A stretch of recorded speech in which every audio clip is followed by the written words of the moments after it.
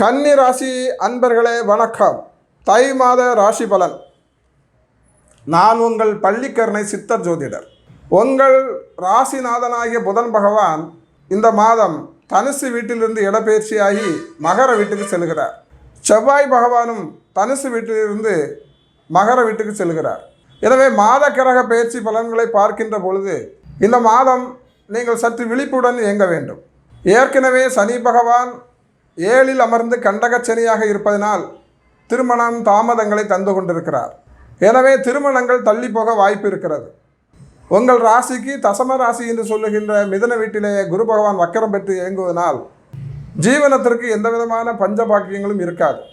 எனவே இந்த மாதத்திலே நீங்கள் சனீஸ்வரர் பகவானுக்கு தினந்தோறும் எள்ளு விளக்கு, அதாவது எள்ளு எண்ணெய் விட்டு தீபம் ஏற்றி வந்தால் உங்கள் எண்ணங்கள் எல்லாம் ஈடேறுகிற வகையிலே அந்த இறைவன் உங்களுக்கு ஆசீர்வாதம் செய்வார்.